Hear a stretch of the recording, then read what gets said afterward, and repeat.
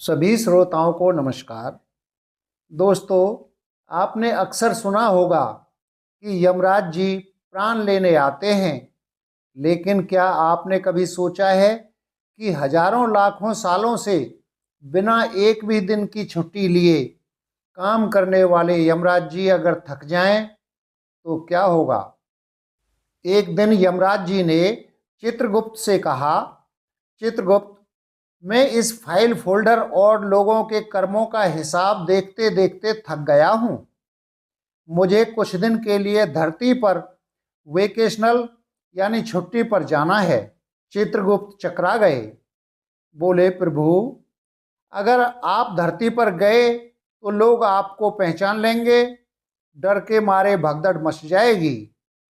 यमराज मुस्कुराए और बोले, चिंता मत करो, मैं एक साधारण कारपोरेट कर्मचारी का रूप धरकर जाऊंगा। यमराज जी एक चश्मा लगाकर, हाथ में लैपटॉप बैग लेकर दिल्ली के एक पार्क में उतरे।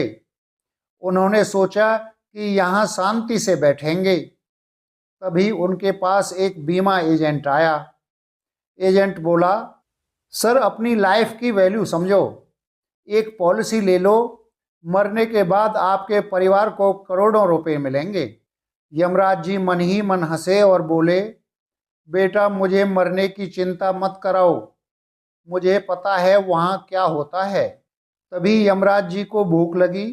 वो एक ढाबे पर गए। वहाँ उन्होंने एक थाली ऑर्डर की। बिल आया 500 रुपये। यमराज ने पूछा, इतना महंगा? ढाबे वाला बोला, भाई साहब, ये कलयुग है, यहाँ यमलोक जैसा फ्री का खाना नहीं मिलता। यमराज दंग रह गए कि धरती वाले उनसे भी ज्यादा वसूली कर रहे हैं। यमराज जी एक मंदिर के बाहर बैठे थे। उन्होंने देखा कि एक आदमी हाथ जोड़कर जोर जोर से चिल्ला रहा था, हे भगवान, मुझे उठा ले, मैं इस जिंदगी से तंग आ गया हूँ। यमराज जी को दया आ गई।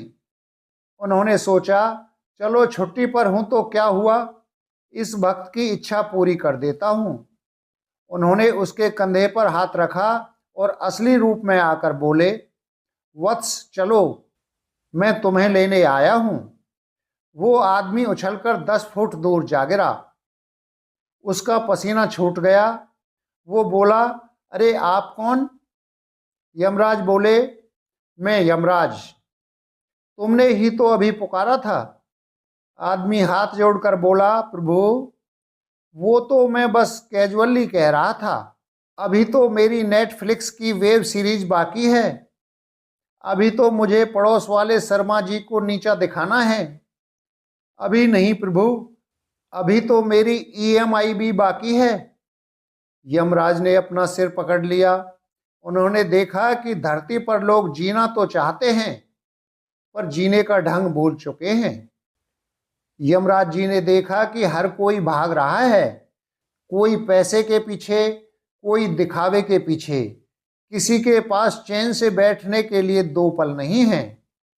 तभी उन्हें एक छोटा बच्चा दिखा जो एक घायल कुत्ते को पानी पिला रहा था। उस बच्चे के चेहरे पर जो सकून था, वो यमराज जी को किसी देवता के चेहरे पर भी नहीं दिखा था। यमराज समझ गए कि असली स्वर्ग और नरक कहीं और नहीं, बल्कि इंसान के कर्मों और उसके व्यवहार में है।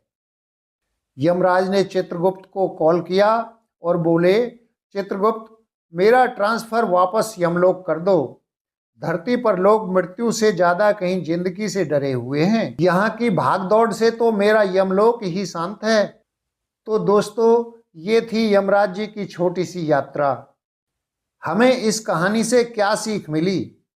यही कि हम अक्सर अपनी परेशानियों में भगवान को याद तो करते हैं, लेकिन जब जीवन जीने का मौका मिलता है तो हम उसे व्यर्थ की चिंताओं में गंवा देते हैं।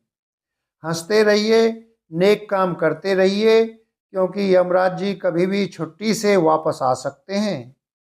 कहानी सुनने के लिए धन्यवाद।